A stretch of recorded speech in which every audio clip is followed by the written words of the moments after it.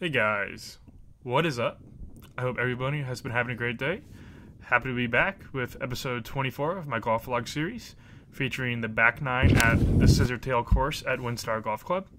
If you guys enjoyed the video, please do me a favor and hit the like button and subscribe if you haven't already. It really does help me out. And just so you guys know, I did release my merchandise store a couple weeks ago. So if you guys would like to get some merch or just check out the store, I'll leave a link in the description below. And so with that being said, let's hop into the video. So this is probably the first vlog, I would say, where I've really been truly working on my game. I would have to say I've put in about, in the last 2 weeks, probably an average of 6 to 7 hours of practice a day in that neighborhood. And my game's really been coming along nicely. And I'm really excited about the future because I'm really enjoying golf. I'm really playing well, and I'm really excited about what the future may hold for me and for this sport. And as you can see there, I rolled one in, so we're already off to a pretty nice start. And I'm sure you guys can actually tell a little bit, but I've slightly weakened my grip. And this is just for golf. I will still be involved in long drive and do my best to help grow that, because obviously I love long drive and it's a really fun sport. But I'm also going to be putting a lot of effort into getting better at golf, and because I really would love to see what I can do in pro golf if I were to really put everything into it. And so changing the grip has definitely been really good. It's helped me keep the ball a little more in front of me and flight it a little better. And yeah, it's really helped me play better golf, and it's made the course look a lot wider because I'm hitting it a lot straighter. And as I'm looking at this, one of the things I'm still having problems with is leaving myself in a good spot when I miss. And you can see, if you remember where I hit my first shot, you can tell I left myself in a bad position. And yeah, I ended up scrambling for bogey, but it should have been at least an easy bogey and maybe even a par. But I've been working a lot on my putting stroke, and that has definitely gotten better. I know a lot of you guys have been saying you pull off your putts, and so that's something I'm always paying attention to in the comments, because I know you guys are definitely very enthusiastic and passionate about the game, and you guys definitely pay close attention. So I'm always careful to see what you guys are saying as well. And that was one of the things I did notice, is I pull a lot of putts, and I've been working to fix that. And on the left, that is actually a friend of mine from college. I was in town for a wedding, and this is where I got the footage at WINSTAR. And for those of you who don't know, I played my college golf at the University of North Texas, which is about 30 minutes down the road. And so she was still actually in the area, so it was nice to get together with her and hang out with her for a bit and catch up. So she was a good companion to have out on the course. But the game has been getting tighter, and as you can see here, I am still pulling putts from time to time, but not as bad as I used to. And this is actually a really good lag putt. And so I cleaned up the par there, so pretty good start. You know, I had a loose shot on the par 3, and obviously those are things that I'm going to be working hard to shore up. But you can see my grip, you can see how my right hand's a little more on top of the club now, and sound up. Pull this one a little bit, but I had room to miss out left, and honestly this ball would have probably been 20 yards left if I hadn't been working on my driver, and it's been getting a lot more accurate. And this is something else that's really improved. So when I was talking about course management, this rough, it looks like the rough at Winged Foot. I mean, this is a bad lie.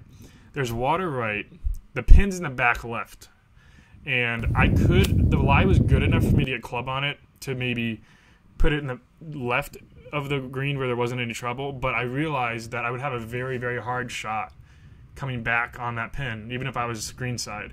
So what I did, I hit an easy layup shot to a number I liked, which was about 90 yards, and now I have a perfect lie and a very easy shot in. And hit a nice flighted wedge, and this landed just past the pin and spun back, and you guys will see where this ends up pretty soon. But landed on that downslope and spun back nicely, and I had about a 5-6 footer.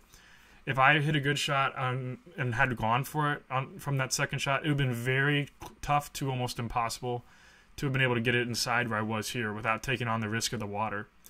And as you can see, I made the birdie.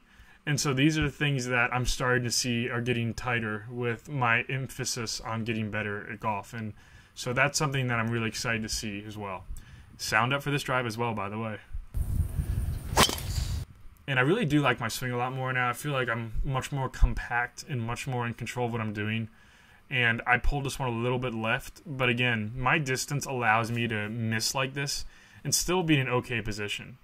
Now, this was, I forget the length of this hole, but it was something like 450 some yards. So if someone hits it an average drive on tour, they're probably leaving themselves about 170 left, 160.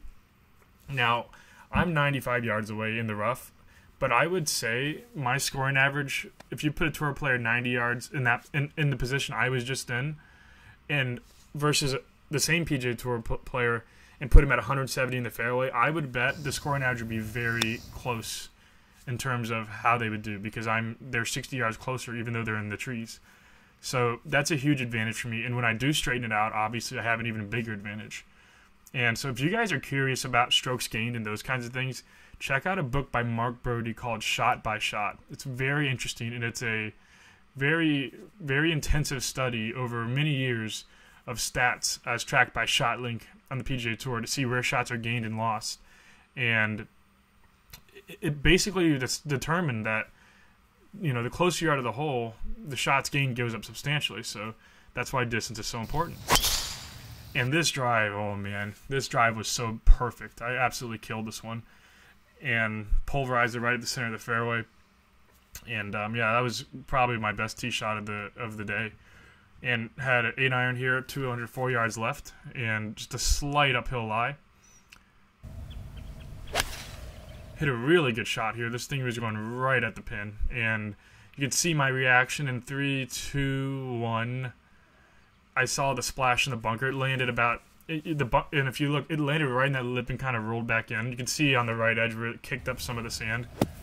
And this pin was barely off the front edge. Like, if that flew 4 more yards, I would have had about a 5-foot eagle putt. And I almost flew that one in too, and it rolled by rather substantially. And so I have about a 15-footer here to make my 4. And yeah, another great putt. And, you know, I hope you guys can see that my game's been getting better. I've been putting in some time. I really have. I mean, I've been working my butt off, and the game is definitely coming around. And so another pretty good shot here with the 3-iron, just putting up the right center of the fairway here. Nothing really, no reason to really go for it. It was probably a reachable hole, but there was a lot of crap up there. It got pretty narrow, so, you know, if I have almost a guaranteed 140-yard shot from the fairway versus a really janky little flop shot, I'll take this all day long.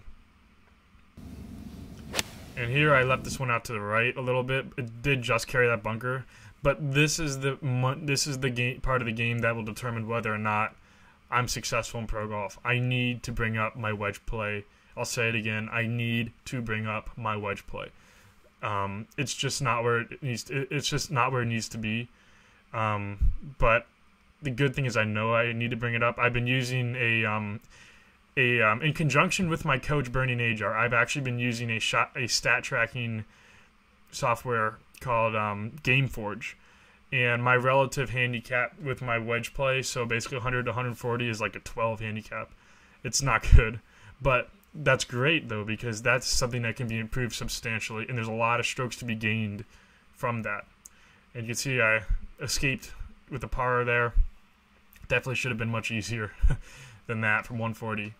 And so now on hole 17, still 1 under, and have a 9-iron. Pin was on the front left, and yep, just trying to make another good swing.